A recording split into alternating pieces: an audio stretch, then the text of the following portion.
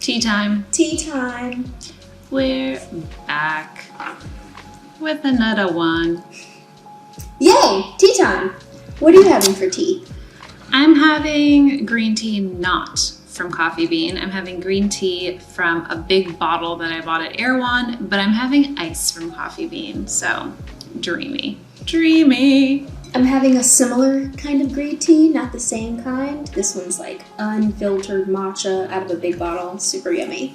Yum! So today's tea time topic is addiction. Ooh, trigger warning. Is that a trigger warning one? It's definitely a interesting / controversial / difficult topic.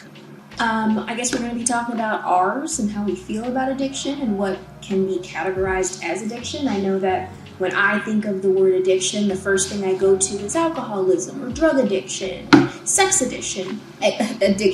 Those really high stakes types of addiction. However, there are other kinds of addictions as well, and I feel more comfortable talking about the ones that I know a little bit more about. How do you feel? I think that's smart. I think that you definitely want to share from your experience. So, do you have any addiction space? I've called myself an addictive personality, and the reason for that is I'm very routine. I'm very attached to certain behaviors.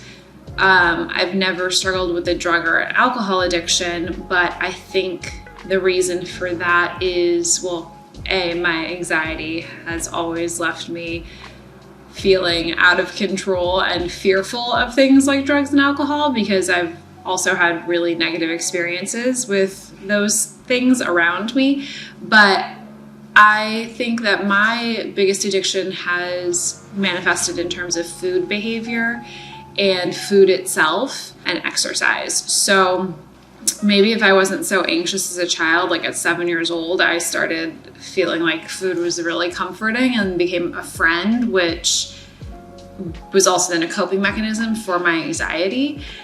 If maybe I had grown up and, been like 12 or 13 and my anxiety started to peak, maybe it would have been a drug or an alcohol. But, it's interesting because addiction, when you talk about alcoholism and addiction like that, alcoholism is considered a disease. People say that alcoholics have like a chemical true disease of the mind. And then there are addictions. I think the word is used sometimes loosely, and it depends. I've never been officially diagnosed with an addiction or as an addict, but I know that some of my behaviors align very similarly to alcoholics and drug addicts that I have talked with and shared experiences with. So that's interesting. What about you? You have very eloquent words when it comes to certain things, and as I grew up, it wasn't placed in my face in such a, well, you have an addiction, or you have OCD, or you have anxiety. It's like, you good?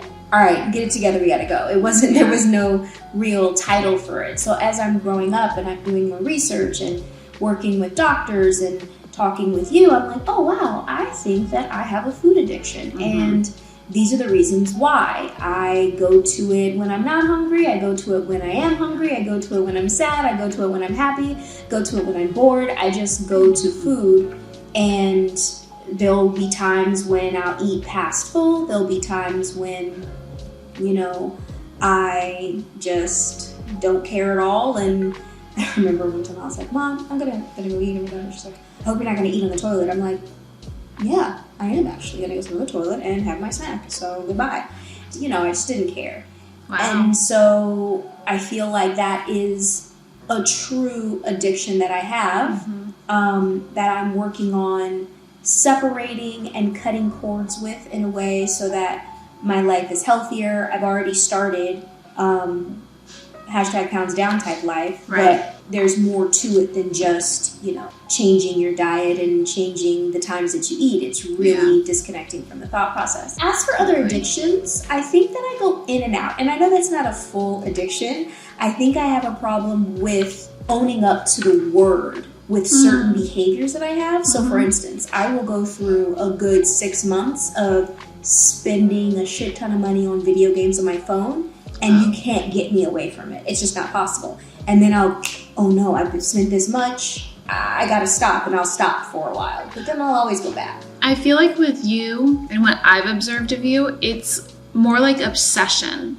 and heightened fixation. And I've seen you do that with several things, whether it's like a new food product or a new art supplies or a new game on your phone. You become heavily obsessed, and you're focused in on it for 3 months, let's say, and then it just like dissipates. So I feel like that's not so much addiction in the clinical sense. Maybe it is a form of addiction. I don't know enough about it. I think the way that I've kind of learned to gauge addiction, and this comes from like speaking to people, is questioning what your life would feel like if that thing were gone. And I have had a few friends who are alcoholics, and when they started down their path of sobriety, the beginning stages were kind of like, what does it feel like if I can't drink every day? Can I drink every day? Can I not drink every day? If I don't have a drink today, what happens to my mood? What happens to my mental? Am I agitated? Am I angry? If those things occur, you may have an unhealthy relationship / dependency upon insert the blank. And I think that's very true of almost anything. Do you want to live your life in that? And how much is it controlling your thought process or your lifestyle? And I think that that's a really personal thing. I think at times addiction can become so bad as a person outside of a person. You can see it. You can see when a drug starts to take control of someone. You can see when alcohol starts. You can see when gambling starts. You can see when sex starts. And those that you're naming, again, are those really, really, out there topics. I kind of want to just nod to those who think that, like I said the other day, I think I'm addicted to sitting down. I will sit down anywhere. And people are going to be like, that's not addiction. But it's kind of a micro addiction in a way in my head. There's levels to everything, and being that we are two people who do not have the experience of addictions that, embody drug or alcohol, but that doesn't mean that my obsession and / addiction of sitting down is not valid in my own world, because it's really bad that I sit down as much as I do. And I say this all the time, and I'm just like, I can't help it. I have to like shake myself out of it. Like, you can walk, you can stand up. Is there anything in your life or other things that you've seen other people go through, like, you know what, they're kind of addicted to that, even though it's not necessarily harmful, even though it's not, one of the hot button ones? No, I can't say that I know anyone or feel as though I have an addiction to something that is not harmful. I think that addiction in and of itself is harmful because it's a thing you can't stop from doing, and therefore the relationship with said thing has become out of balance. I think that things in moderation work. So when you start to say addiction is in that loop now, you more than likely have an unhealthy relationship with that thing. And I don't really know. You think like tongue turn is an addiction? You were like a tongue turn. I tend to like. Yeah, I guess again, if you're looking at addiction from a clinical, it's a disease. It's a relationship to something that you feel that you don't have power or control over it. So it's like, could you stop turning your tongue? Because I know that I could stop picking my belly button, but I don't want to. And I think that the difference when we talk about addiction or not is that oftentimes people feel like they have no choice. They could not stop even if they wanted to. It feels so all-consuming. And the closest I can recognize that feeling is when I would have binge episodes back in my past where I felt like a Jekyll and Hyde within myself. Like I would go into this mental space where all I could see, think, breathe, hear was food, and my brain was stuck in this loop, and it was just like, I need to eat, I want to eat, I have to eat, food. And regardless of where I was or who I was with, that was the tape in my head, and it felt like I could not stop it or get a handle on it, despite knowing that following through with it would lead to just a painful experience. I knew that if I engaged in the food and ate, I would feel guilty and I'd feel uncomfortable and I would feel really bad, but I still would go through with it. Now, I've definitely witnessed people with addictions to Instagram, to social media, to shopping, and to, for instance, some people are like, listen, this is going to be a controversial one. I have to put salt on my food. I can't live without it. And while, I fast, I understand it. But at the same time, I think some people can be addicted. And that's a food product, so I understand. But you know what I mean? Like, again, yes, I'm not downplaying what the word addiction clinically means. I'm also really wanting to shine a light on the little things that are micro addictions that aren't necessarily clinically looked at, because it's a part of the routine. It's like the person who puts ketchup. I keep doing food because that's what we do. Let me try to find another one. Like the person who I'm addicted to, like I said, buying clothes or going like this on Instagram. Like, so well, I think the thing that's funny about that is, again, you come to the spectrum, right? Because you're like, it's not a clinical thing. However, there are rehab programs for Instagram addicts. It's not called an Instagram addict, but it's a social media addict. There is now a whole branch of rehab that is just made for that, because social media and technology have taken over our world. And so it's like there is that extreme person who is not functioning, but then there are people every day who you could probably say are addicted to Instagram. Like I know several people, myself included, who wake up, check their phone, check their email, go on Instagram. It's like part of their daily routine. And then you hear people, it's a very common conversation, like, I'm taking a social media break. I am going to have like sleep hygiene, which means no screen time. I mean, that's become like a societally accepted conversation now. So it's like, yeah, if you want to look at the world, the general population, we're probably all minorly addicted to social media. But I think it's funny because like social media goes down, right? It was like not that long ago we have social media go away, and people are like, the 6-hour social media is down, I'm this, I'm that, I'm this, I'm that. It's like a withdrawal period. It's a withdrawal. But like for me, I was like, oh, my Instagram's not loading, moving on.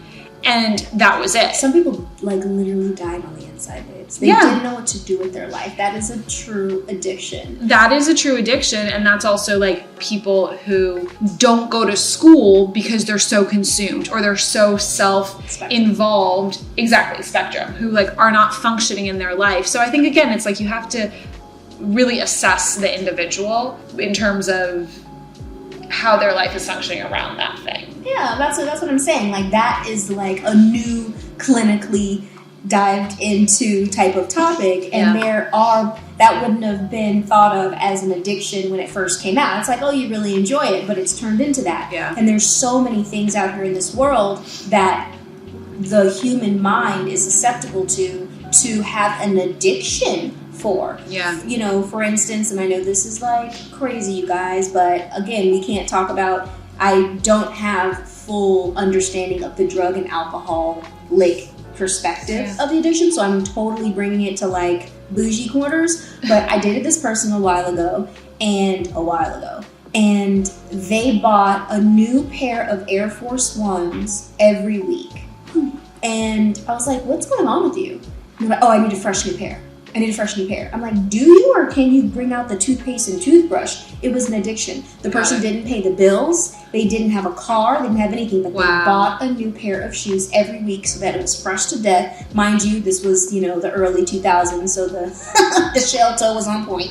But I just looked at the person. I was like, you literally will not eat just so you can buy these shoes. To me, that's a baby addiction. That's like a little micro addiction in a way, because if they didn't have it, their attitude changed. They were not kind. And, there are little things that as humans, we tend to make repetitive, totally becoming a type of addiction. I'm going to call them micro addictions, you know? But I almost think that could possibly be greater than a micro addiction, because I feel like that someone that you're referring to would have a mood shift, would be maybe like hostile, or, you know, really impacted by the fact that a week would go by where they couldn't buy shoes. It's like, we might need to unpack this a little bit. Like, there might be something more going on here. You might have attached, you know, extra meaning to this purchase of shoe. And I'm assuming they did, right? Because if they have to be fresh to death, which means a new pair of shoes every week, they probably feel that their self-worth is now connected, or subconsciously have connected their self-worth to this buying. They're caring a lot about external validation. They're caring about appearing a certain way. And all of that stuff combined can become really messy. Yeah, that sounds like my ex-boyfriend for sure. People can become addicted to anything. Yeah, I think can become addicted to anything. that's, and there are, again, addictive personalities, where I've always said I'm an addictive personality, and the reason for that is because of how habitualized and routine I am. Habitual and routine behavior is in itself an addiction too. So I do, and I have that with purple. So I eat this dessert every night that we've called purple. Raven actually named it that. It's not purple, but it looks purple in the right light. But I am kind of addicted to the routine of it. It's the habitual, the way in which I mix it, and my certain dishes, and, you know, I enjoy the process of, which is what a lot of people like. Even a lot of times, people who become addicted to alcohol or whatnot, they like the opening of the bottle, they like the sound, they like their glass. So there are those people, and then there are people who are like, I'm an addict and I don't care where I'm getting it from, who's giving it to me, da da da da. So again, we come back to the spectrum. I think the people in the world who are not addictive personalities are so fascinating to me. Like those people who can just have one thing, leave it, go. I mean, you know where they're addicted in? Their relationships. Those are the people you be like, let them go. And I'm just playing that. No, I mean, listen, we're humans. I feel like we're addicted to something no matter what, just because we like habitual things. But I didn't mean to interrupt you. I just thought it was funny because they don't have anything. They don't have a vice. They don't have addictive personalities. They just go about their business. I'm sure those people have to have a vice somewhere. They're probably super clingy in relationships. I mean, but which then, I mean, slaw is a very real thing. And I'm sorry, what? Slaw, Sex and Love Addicts Anonymous. I've been to slaw meetings. I love coleslaw. It's very real. It's very real. You went? Why'd you go? For somebody else? I've been to everything from OA, NA, slaw. What's OA? Oral addiction? Overeaters Anonymous. Oral. Yep. I've been to all of it. There is an oral fixation, and a lot of people have oral fixations. Like people who are food addicts will like that. People who smoke, oftentimes they have an oral fixation. They like the, you know, cigarette to their mouth. I had an assistant once that when she got fired, she gave me her phone, and in her phone it was like a Raven file, and in that file it was like, when Raven looks like she's chewing big bubblicious, she's irritated. If she's chewing chiclets, she's okay. If she's not chewing at all, because that's awesome. I go like this and I roll my tongue. Yeah. So it's like, there's always something. It's interesting. You know, I was a personal assistant, and I had things like that for my bosses as well. I learned them, and I would know exactly what was happening in these subtle little nuances. I would be like, okay, he's about to lose it. And I observed other assistants who worked for people, and they would have like their kind of like toolkit. And I remember working with one person who smoked American Spirits, and this assistant would watch her and she'd be like, okay, we have to cut right now. Like she would actually like interrupt a scene because she could tell that he was getting so agitated he needed a smoke break, or he needed gum, or he needed coffee. And it was so interesting to me to watch. But that in and of itself, talk about like the addiction to the person. I mean, it's so interesting. That's the best addiction. When you see these people and you're like, they are enmeshed / totally. One person is like, and the other person is like, I need you.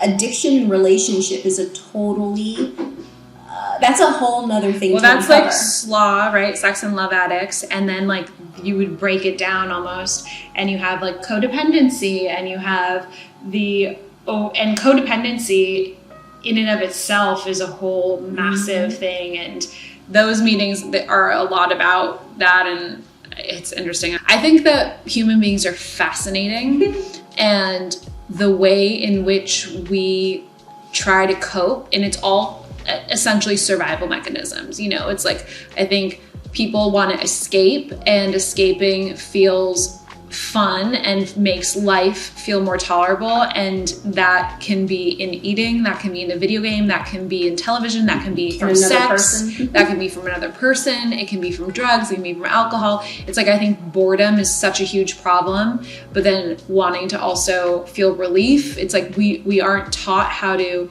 cope with all of the various feelings that we have on a day-to-day basis. Brings us, right, as it continues to grow faster than the actual human brain. Totally. I think that addiction is something that should not be taken lightly, and if anyone out there is suffering or struggling with addiction or knows somebody who has an addiction, I definitely recommend getting help. Al-Anon is there for you.